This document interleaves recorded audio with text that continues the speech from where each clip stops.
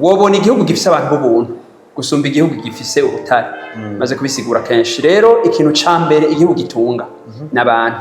Iyo abo bantu rero bahaye ibintu by'agaciro, ni kuvuga amagara meza, ukabaha indero, bakagira ubuntu, bakagira ivyiyumviro vyiza, ico no kwita imico myiza, igihugu cabona aho cobara umusenyi baragiteza imbere. Mugabo iyo abantu mu gihugu hari ibintu byose bishoboka by'agaciro, bakaba badafise ubuntu, ntibabe bafise ubwenge, ico gihugu leta zacu namana bivuga nizinvestise, nizishora amahera ya leta mu bintu by'agaciro. Gabanya iminsi mikuru, twama mu minsi mikuru muri iki gihugu, niba ibigabanye bamenye bati mbega amazone yose ari kararima, mbega abantu bararonse ifumbire, mbega abantu bose bararonse imbuto. Uno musi turacari mu mengo umuryango ni ubumenya kuronka imbuto, kuronka isuka, ntibishobora kubandanya ivyo. Abantu bose abakiri bato bariko birukira mu bisagara kugura ipikipiki kugira ngo barondere ico babaho. Ipikipiki ni icuma, mugabo nturigendera kutafunguye. Tutegeza kuronka Malengo Business niyo mizero y'abarundi bose bakeneye kugura ibikoresho byose bikoresha umuyaga nkuba. Wifuza ama ordinateur, ama écran plat, ama television agezweho n'ibindi nk'amakinga, projecteur, ama bafle, ama tapi, eka n'ibindi mukenera byose mu buzima bwanyu busanzwe bwa misi yose. Cyangwa mukeneye umufundi y'ibinuje iyo bakorera ivyononekaye muhira iwanyu. Byose twakure kuri 68 tuba tubikire. Malengo Business niwo muco wizeye ku barundi bose. Chambere ndabaramukije abakwadukana kuri televiziyo yacu, tubifurize n'umwaka mushasha. Nkuko mubibona imbere za kamera, ni kiganiro tugiye gukorana rero na Francis Rohero, abenshi baramumenye mu matora yo mwaka wa 2020 yitoza mu wigenga. Ariko kanakanya tuvugana nuko turi ku cicaro gikuru cy'umugambwe FPI ni Fraternité des Patriotes Ineza, ni nawe no munsi aramutswa. Rero tuzaganira vyinshi kuko ni n'umuhinga cyane mu butunzi. No munsi Burundi burafise ihangiro bwihaye yuko Burundi buzoba bwifashe mu mwaka wa 2040 buteye imbere muri 2060. Francis Rohero ni n'umuhinga kandi mu butunzi. No munsi kandi Burundi, igihugu cy'u Burundi kirahanzwe n'ikibazo cy'ubutunzi na cyane bivuye ku ifaranga mva makungu. Rero turazaganira vyinshi kubyo nk'umuhinga mu butunzi ndetse n'umugambo FPI n'uruhe ruhara bwo kubgabo bafise vyotuma dushika kw'iryo hangiro Burundi bwihaye ndetse na kino kibazo cy'ubutunzi. Francis Rohero ndabakiriye, ndabifuza n'umwaka mushasha. Mwaramutse neza, mboneyeho akaryo ko gushima ko washoboye kutugendera hano. Ndanifuriza nkuko mubivuze umwaka mwiza abakurikirana televiziyo yanyu yose n'abarundi bose aho bari. Murakoze. 2020 nko nakora bivuga mwitoje mukanda cyo mukuru w'igihugu nk'uwigenga. Mbona munsi turi ngaha ku cicaro gikuru cy'umugambwe ni FPI. Kibazo kubera iki mu turafite imigambi myinshi. Ubwambere wateje nk'uwigenga muri bona munsi mu mugambwe, kubera iki wahisemwo mwahisemo kugira umugambwe mushasha utagiye mu ndi migambi yari sanzwe ihari? Kugira imigambwe myinshi n'uburenganzira mu mategeko y'igihugu, n'uburenganzira umurundi wese arashaka kugira umugambwe, arashaka kuja mu ihari canke akagira mushasha. Ivyo rero biva ku ntumbero abantu baba bafise. Twebwe mu bisanzwe naho muvuga ko twashinzwe umugambwe mushasha, twari dufise ihuriro twarimwo gitwa Mouvement Orange, aho twasangira ivyiyumviro umwanya munini, hafi ubu wababa imyaka 20 n'abantu batari bake. Abo bantu rero tumaze gusangira ivyiyumviro, turavye intumbero, twasanze ingene imigambi ikora mu Burundi mu bisanzwe atamuhuriyo yita imigambi. Nico bita nk'ahantu abantu bahurira kugira ngo barondere ubutegetsi. Natwe twumva yuko umugambwe n'ahantu abantu bahurira kugira ngo bahane indero, biyumvira ingene igihugu comera gusumba kwiyumvira guhatanira gusa ubutegetsi. FPI rero nahitandukanye n'abandi, twe tufata umugambwe nk'ishuri ryo kwigisha ivyiyumviro vyiza, aboshikira ubutegetsi ejo canke hirya ejo bakabushikira kubera bavyize babitahuye gusumba kuja kurwanya ubutegetsi n'abandi guhangana gusa. Ni iki gitumugira inyota yo gushikira ubutegetsi? Oya, inyota yo gushikira ubutegetsi siyo yotuma umuntu agira politike, mugabo inyota yo kugira vyiza mu gihugu. Igihe rero abarundi ari bo bafise uburenganzira bwo gushiraho umutegetsi bifuza, igihe cyose babishaka botora muri abo bantu benshi twigishije habo no munsi canke ejo. Biba bitandukanye rero no kugira umengo ni mashini yo kurondera ubutegetsi, aho usanga no umuntu ashobora gushira ubutegetsi atacu yavyiyumviriye ko, gusanga nuko ari mu mugwi ukomeye uhambaye ufise amahera canke ufise inguvu. Biba bitandukanye niyo hari ubwenge n'umutima abantu bize kugira ngo bagire ico bamarira igihugu. Igice cya 2026 kwezi kwa 12 2023 niho mwaronka ubwo burenganzira bike mu bushikiranganje novuga ngo twabamwe mugambwe ubushikiranganje bw'intwaro yo hagati no mugambwe FPI uraronka ubwo burenganzira. Mbega ihangiro ryanyu niriye? Ubwa mbere ihangiro ryacu no gutuma mu Burundi by'ukuri ihangiro ico bita ihangiro ryakure cyane no gutuma mu Burundi havugwa politiki ntasubire kuvuga amanyembwa bimwe wamusanga imigambi iri kirapfa ubwoko iri kirapfa y'abantu bava iri kirapfa ivyo barya canke ibindi ivyo ntibisubira twigisha abantu cyari cyo politiki iryo niryo hangiro nyamukuru kugera kure mu myaka 100 canke amajana 2 kumvisha ko abantu ndibavuze politiki batazosubira kumva kugwana kw'abantu batazofuma bumva guhangana ku migambwe iryo niryo hangiro nyamukuru mugabo uno munsi haheze umwaka nk'uko mubivuze twemerewe nk'umugambwe tugiye ku ntambwe ubwa mbere nuko turiko turashaka ko abantu benshi bakiri bato mu myaka 25-30 bumva ko politiki bayire kuri yo kwigira ntibumve yuko baje nk'inzaruka z'abantu bakuze baza kubakoresha ahubwo bumve yuko aribo baje kwiyumvira politiki ibe kuraba ubuzima bw'abantu mbega abantu barafungura mbega barivuza mbega barasaho baba mbega barafise ibikenewe nyamukuru byo gutuma babaho neza. Ivyo nivyo dushaka ko politiki abantu bumva ku buryo umuntu rero afite imyaka 18 mu Burundi yitwa ko ari umuntu akuze uwo muntu vyitwa yuko uno munsi ashobora kuja gutora abikore yumva ati jewe ineza yanje hajya niye gusumba kumva ko ari kagwanira umugwi ukeneye gusumba abandi nguvu gusumba abandi ububasha ivyo ntibisubire. Rero iryo ni hangiro dufise muri iryo hangiro rero iyo ivyo mubikoze muri benshi mukaja mu matora birashobora gushika abantu bakabashima ivyo biza nk'impera mugabo sivyo tugwanira abantu bakavyumva.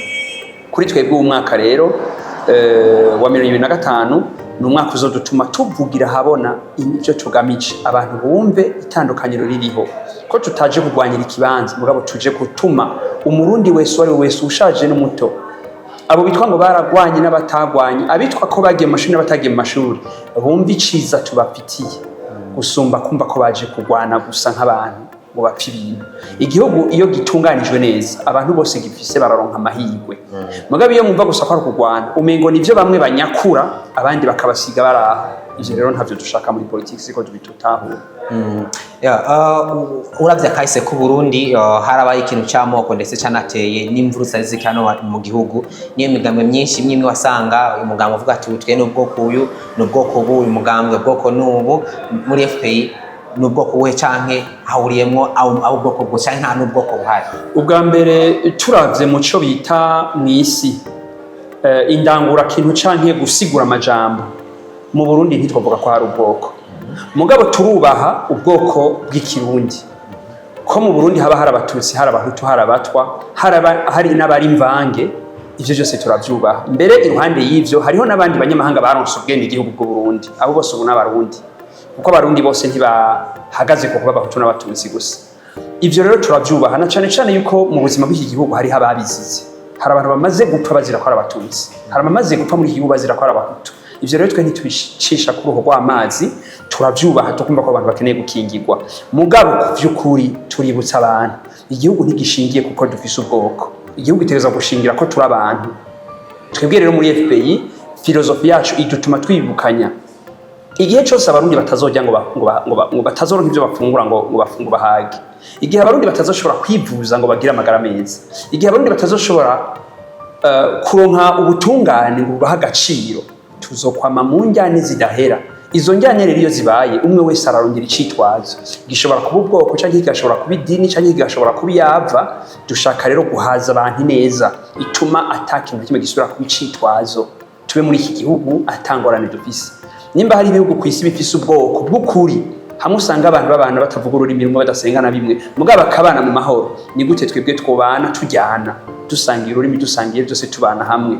Ivyo rero kuri twebwe ivyo bita ubwoko n'ibindi byose ni vyitwazo turavyubaha mugabo dukeneye ko abantu bumva igituma ejo bazobivamo nuko haba barongozi beza bafise umutima wo gutahura ibyabaye bashobora guhoza abarundi mu butandukane bwabo na cane cane bakabahazi neza bifuza. Aho rero ntawe uzosubira kwitwaza ubwoko ngo agirire n'abandi niko tubitahura. Twarage turabona mu bihe by'amatora imigambo itari mike kwiyamamaza canke amatora yamaze gutangura ugasanga ari imigambwe bivanye n'icizere bifitiye amajwi bakayaha abandi canke abandi bavuga ati twebwe nk'umugambwe kanaka turiyunze n'umugambwe uyu kubera ko hari n'ubwango duhuje ivyiyumviro naho twarabajya nta kibazo kuko natwe nivyo vyiyumviro twari dufise. Nta mugambwe murabona ngaha muhuje ivyiyumviro mu kwiyunga nawe canke ivyo ntacyo tuzava tubona kubera ibi nabiriye. Icambere ngaha anye ugiye gufata bijyana kubwiye ku migambwe ntidufise imigambwe kenshi ishira imbere ivyiyumviro.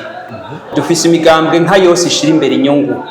Abantu benshi baraja hamwe kugira bagire bati ingo tuje hamwe turabe ko tworonka abashinga amateka, ingo tuje hamwe turabe ko tworonka umutegetsi.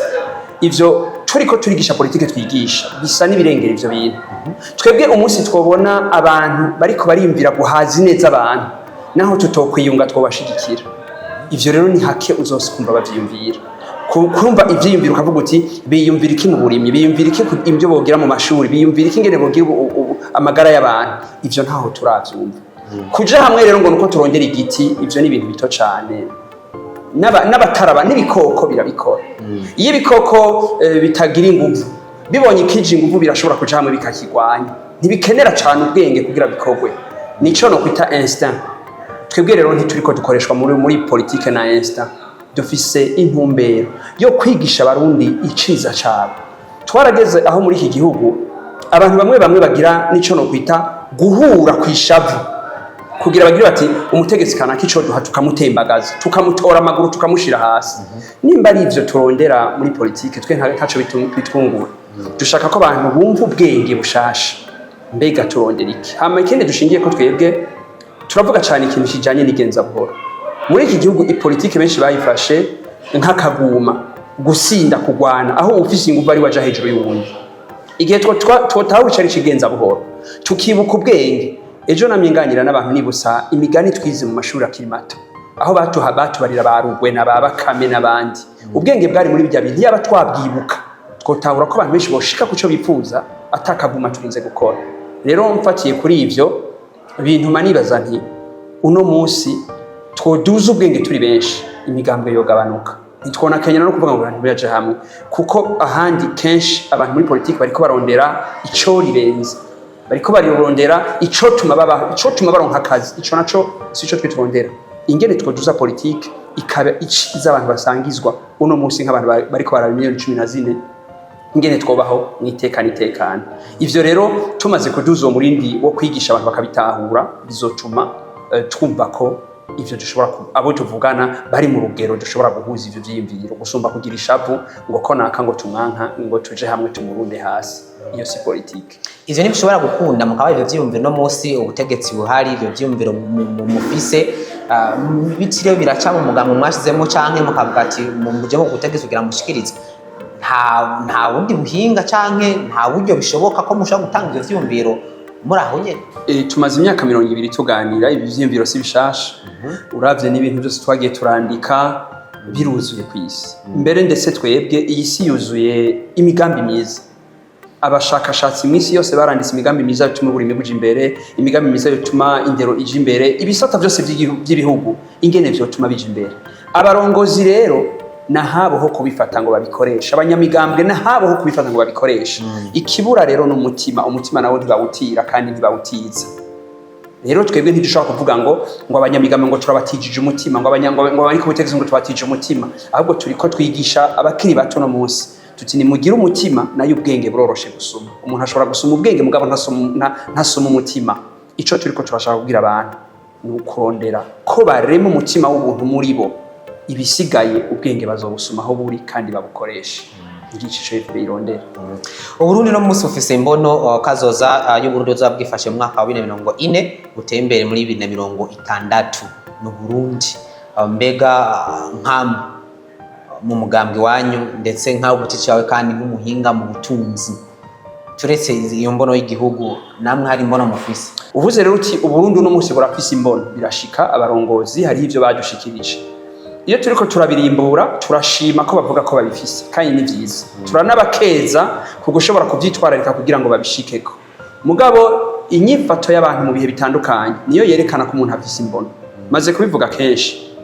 Iyo ubwiye abantu uti ngiye kwita ku rutare kugira ngo ndime ejo nzobe mfise amahegitari y'ibirimwa nibi bukeye ukivyukira saa 4 ku mugoroba ukagorobeza mu kabari mvuga ntiyambono ntayufise ingene wigenza nivyo binyereka ko ufise iyo mbono rero kuri jewe abavuga ko bafite imbono ni byiza ndabakeza ko bayifise mugabo umwanya ni uduha gutahura yuko by'ukuri bayifise kuvuga ngo Burundi bwo baburi igihugu gihiriwe mu myaka 15 iri kirazi ngo coba ari igihugu ngo cifashe ngo kikaba ari igihugu giteye imbere mu myaka ikurikira ivyo onye ndabiraba ndavyinyifato yawe igihe mbona yuko muri iki gihugu amahera ya leta ari karakoreshwa adakoreshwa mu bijanye n'ivyo aguma duzwa ndashobora kuvuga nti yambono siko itahurwa ivyo rero numva yuko je mu byo nterera nerekana ivyo nandika ningene ndiko ndigenza kugira ngo abo turi kumwe mu mugambwe babera karorero ibishobora gukunda hame igihugu kirimo abantu aha turi uno munsi ejo hazoba hari abandi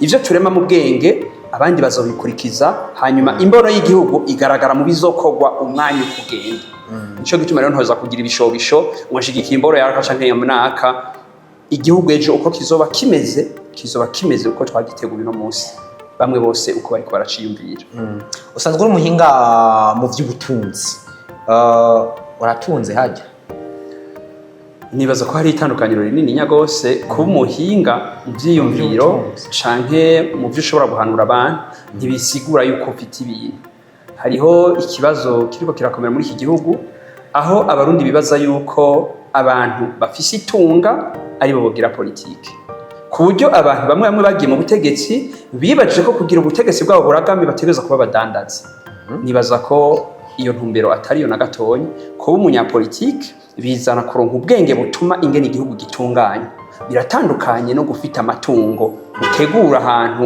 uba ni komine yawe canke aho uvuka ngo bigaragaze yuko ushobora guteza imbere igihugu utunganya vy'abandi byo utabitunganije yego umuryango umwe wese aratunganya umuryango wiwe neza mugabo ntibitubwira yuko dutegeza kugira ibutike ngo vyerekanye ko iyo butike yuzuye ibintu ngo nivyo dutuma dutunganya ivy'igihugu igihe umunyapolitike hamwe barashobora kumurabira nivyo kuri vie prive mugabo ntibigaragaza yuko uko abayeho muhira hameze neza ariko yotunganya ivy'igihugu hariho abantu benshi mw'isi tuzi bishobora kuba vyarabagoye mu miryango yabo ingene babana mu rugo mugabo ugasanga baratunganije neza ivy'isi nk'uko hariho abantu bashobora kuba babanye neza mu miryango mugabo ugasanga ivyo bajejwe mu cyo no kwita vie publique vyarabananiye ivyo rero nta sano bifitaniye cyane mugabo biraryoshe iyo umuntu mu kibano ahaba agerageza kuba karorero k'ivyo avuga ni vyiza gusumba mugabo sivyo bigaragaza ukuri kw'ivyo ushobora gushikako mu byo wipfuriza abantu kuko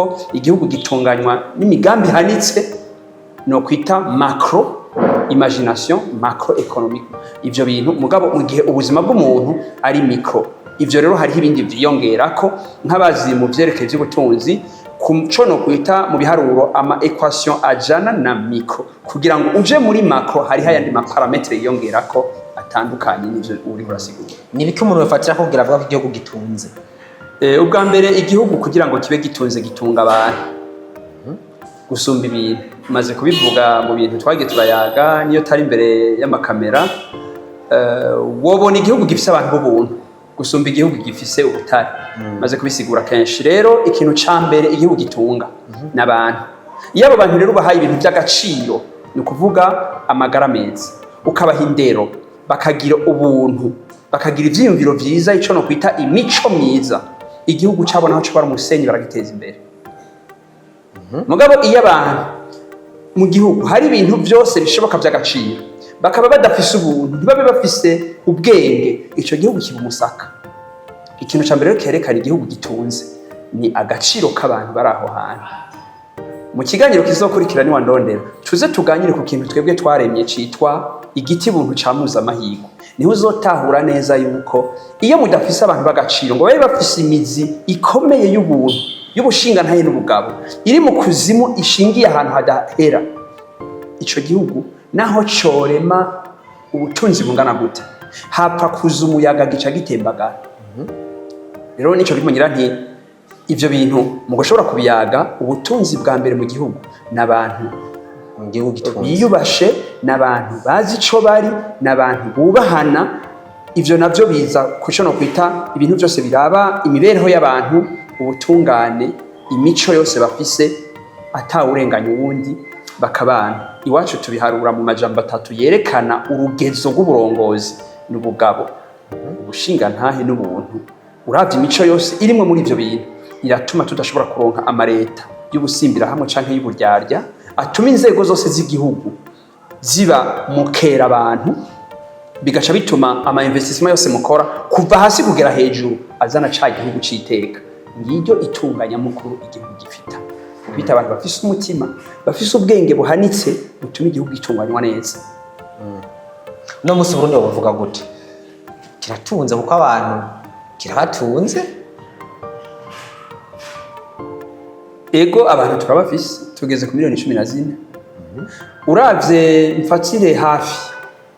Uravye aho habereye amasezerano yarusha. Abarundi bagasubiza inkota mu bwubati. Bakavuga ko bagiye kubana mu mahoro bubahana. Ukaraba uno munsi haheze imyaka 25 tuvuye muri ivyo. Hari ibintu byinshi twasubiyemo inyuma. Abantu bapfuye. Abantu bababaye. Ubutungane butakoze neza. Nkunze kunezerwa iyo numvise nk'umukuru w'igihugu ariko arabivugira habona avuga ati hari ivyo turi inyuma. Ndabimushimiriye ariko arabivuga atajya umunwa ari umurongozi w'igihugu avuga ati hari ibintu ibi n'ibintu bigenda neza. Ari wabivuze biragira agaciro gusumba biriko biravugwa mu rundi. Iyo rero ibintu nk'ivyo dushobora kubakwa kubivuga mu gihugu neza tuba twasubiye inyuma kubera yuko hari ibintu byinshi bituma dushobora gutera imbere kubera abantu batubahana batubahiriza amategeko n'ibintu byose bito bishobora gutuma abantu bagica muri ako gaciro ndiko ndavuga. Ivyo rero sagaseseshwa rumuri ibihari birahari mu Kirundi bavuga ngo akuzuye ntikamurikwa nakabuze ntigasesangwa. Uno munsi Burundi burahanzwe n'ikibazo cy'ubutunzi.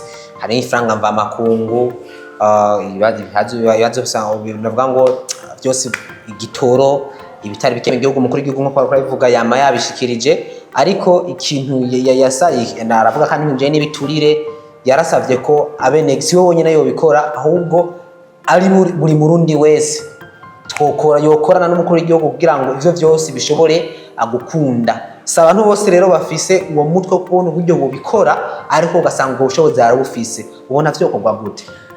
Ubwa mbere igihugu ntigitwarwa n'abantu bose. Igihugu gitwarwa n'umugwi kanaka w'abantu baba babihariwe uburenganzira n'amategeko. Mu Burundi wacu bica mu matora umugwi monaka ukaronka uburenganzira bwo kurongora igihugu. Iyo mugwi rero uhawe ubwo burenganzira bisigura yuko ufise wa mutima nakubwira.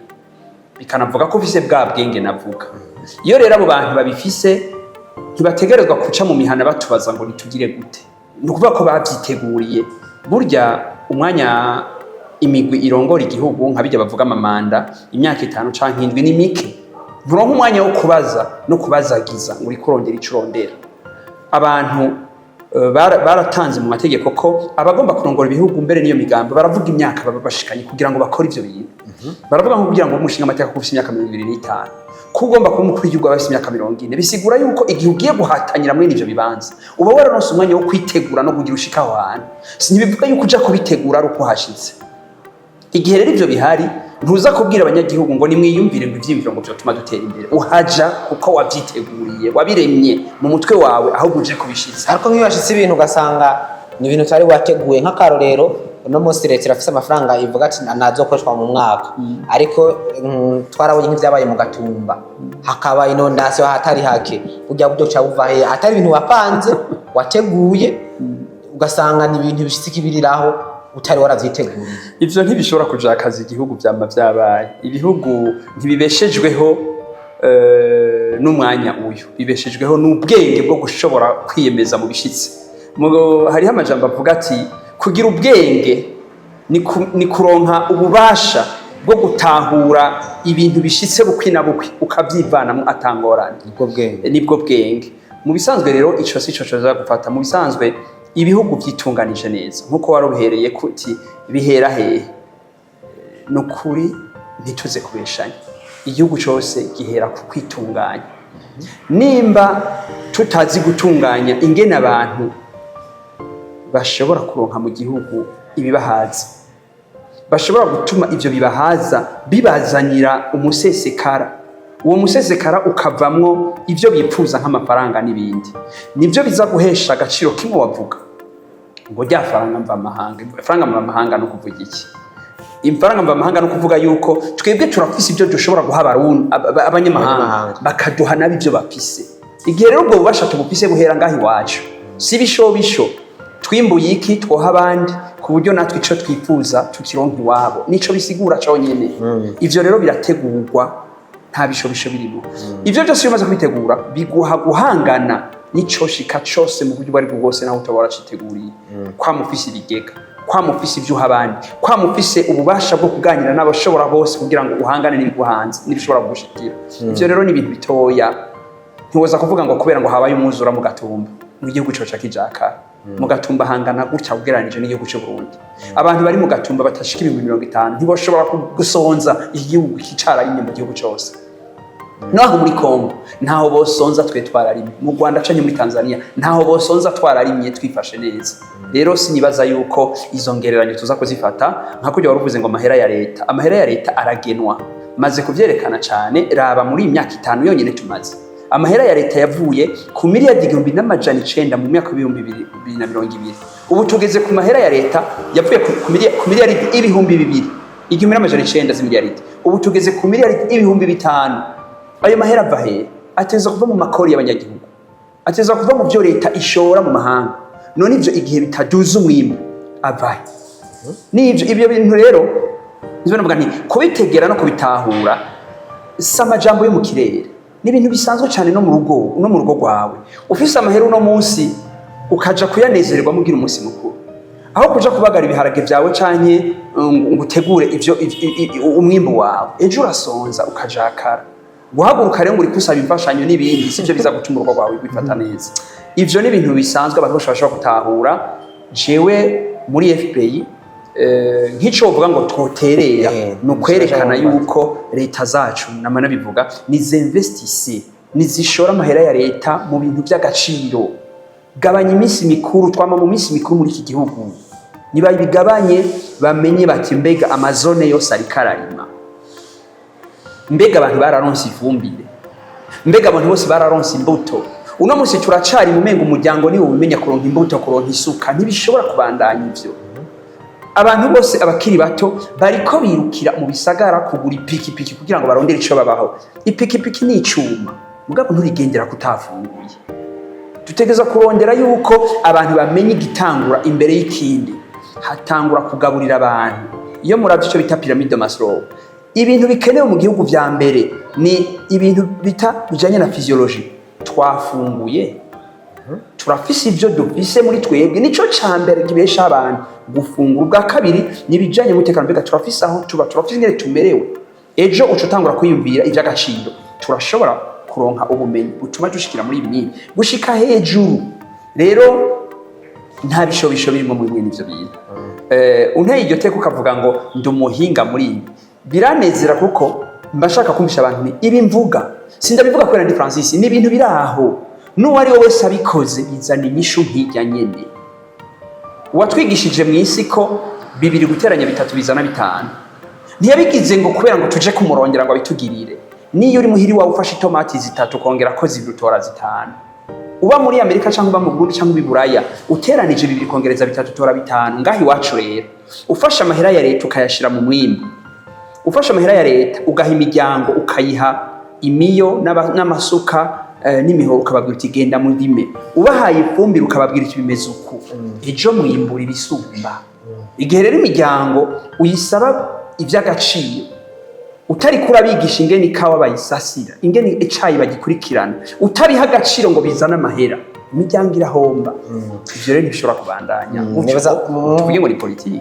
mu byo wasiguye neza utagiye kure n'ivyo umukuru w'igihugu yama asemerera abwira abarundi no munsi Burundi ugiye no mabanki baraguha ingurane y'uburimyi n'ubworozi mwe ariko ravuga ati wafunguye warimye hama n'amafaranga bamakongo kandi yo warose ibigukwira hama kandi ugashora hanze tuvuge ko tutihenza ari sawa tubone niwo muti abantu bose tukadukwiye kwijukira uburimyi n'ubworozi reka tuje mu biharuro n'amabanki ngaha angahe aha amadeni abarundi igihe twoja mu biharuro niho no byumva kuko muri turafise amabanki no munsi yaba 15 canke hafi 20 uwoja kurimbura aha ideni bande urumva ama publicité menshi ama publicité avuga ngo ngwingo muri banki y'inaka hariho umugabo akunze kugira kumenyekanisha ibintu ntariyo ndamuvuga izina ntaco ayo marika bamwe banki y'inaka ngo nigitangaza muragenda mubabwira ati duhe ibiharuro by'abantu mwahaye amadeni tubaraye ariko banki ni kwima ingurane mu gihe ufite ingwate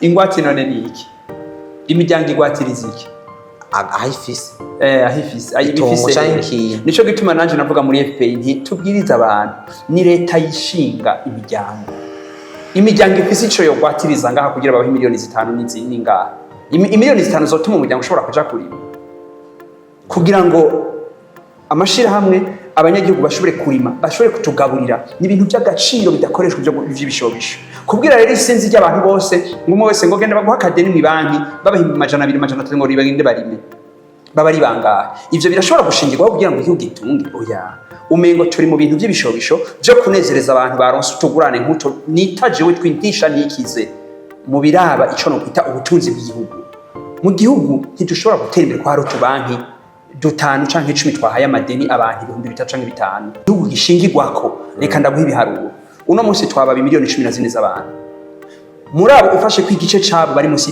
y'imyaka 18 ni kuvuga yuko abana bari hafi miliyoni 6.5 ufashe ko abantu bakuze baba miliyoni 7 hafi fatari yuko abantu batagiye mu mashuri kugera ku bakuze muri abo bantu miliyoni 7 bashobora kuba baba miliyoni 5 izo miliyoni 5 nizo zirimo ba bantu bitwa abakiri bato bari hagati y'imyaka 18 na 35 nuko yuko baba miliyoni 4 n'igice abo bantu nibo bari muri iki gihugu bakeneye kurima no korora bakeneye gukora ya myuga yose y'agaciro yozana amahera abo bantu barafite uburenganzira muri banki bwo kuja kurongera ingurane ko kujayo bakubaza ngo ukora ngo urafise umushahara ni bangahe mu Burundi bace bakwizije nukuvuga ko abo bantu bose bafise izo nguvu zo gukora ntibafise uburenganzira mu bwo kwinjira muri banki igihe rero leta ibitahura ivyo niyo ifata uburyo igategeka ayo mabanki n'amashirahamwe kavuga ati genda mufashe muri zone y'inaka hari isinzi ry'abantu batagira uburyo bwo gusaba credit nibo mukeneye gufasha kugira babikore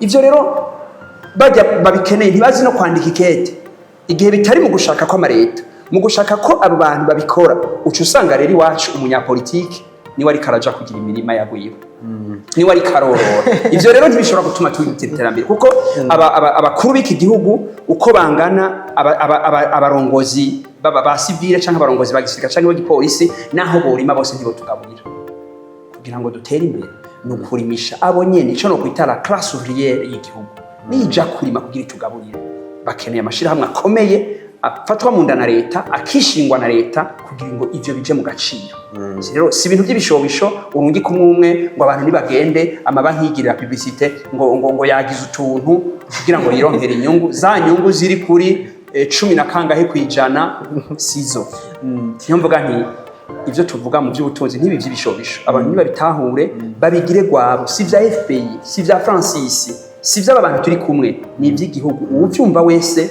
abikoresha navyo nivyo navuga biva mu mutima ugambere bikaja mu bwenge hama bigashikira abantu uburundi kuva bubayeho bwagiye bwatwawe n'abami hari abakuru b'igihugu n'ubu Burundi kandi buzobandanya butwagwa nuvuga ngo intwaro zigenda zirahinduka uno munsi bizoshika FPI ugasanga mu butegetsi uri umukuru w'igihugu wumva uzobikora uko ikintu janye no kugwatiriza igihugu ico gihe Burundi ari wowe utwara Burundi bizaba bimeze uko twabitubwira ikiganiro kuja muri archive n'Imana yabikora tuzogucisha kuri televiziyo nkuru y'igihugu iryo teka ryo bari iteka kuri jewe no ku gihugu kuko ivyo ndiko ndavuga nta bishobisho birimwe maze kubivuga sinavuga ko ndi Francis canke ko turi muri FPI ubwa mbere tahura aho turi ihangiro rya FPI so gutuma Francis aba umukuru w'igihugu ihangiro rya FPI so gutuma FPI irongora igihugu no gutuma abarundi batahura ko ivyo tuvuga ari ukuri dushobora gukora n'abandi bakagukora kukaja mu ngiro rero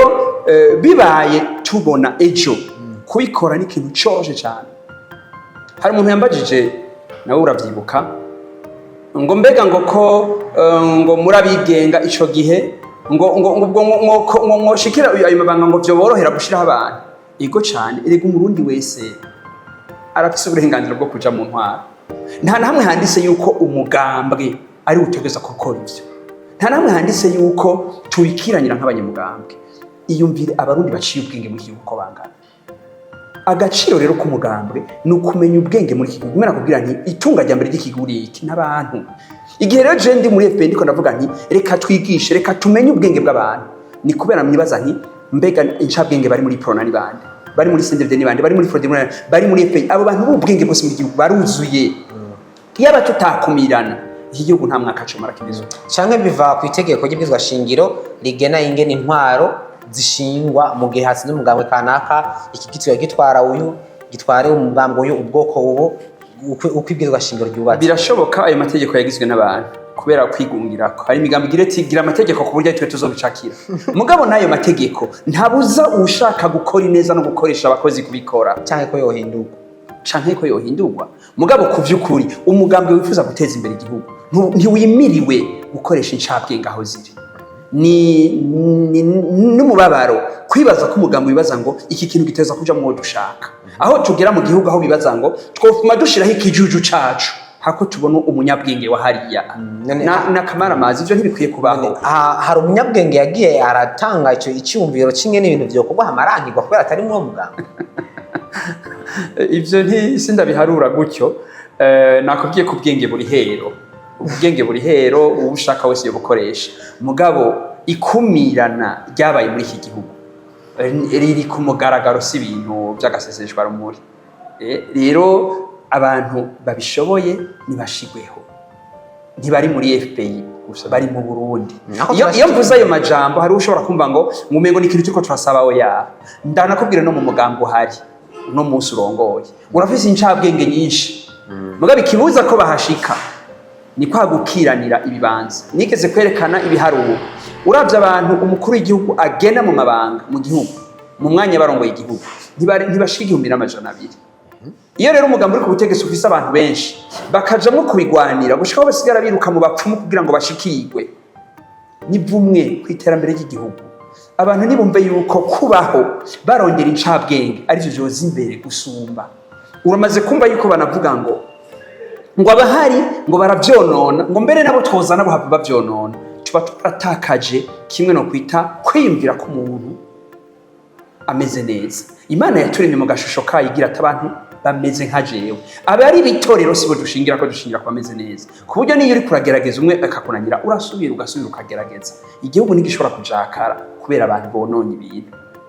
Uyu avyononye urashiraho ubundi. Nico gituma hari ubutungane. Nico gituma hariho ama mechanisme menshi de control yo kuraba ivyagenze neza n'ivyagenze nabi kugira ngo twame turiko turirimbura. Umuntu yamari kararimbura ivyagenze nabi kugira ngo ashireho ivyo tuma bigenda neza. Rero kuri jewe nibaza yuko FPI ejo yohagera kubera ivyo kiratunganye ikizegwa n'abarundi ntagire uwizivya nukuri igihugu coba icitekana itekana.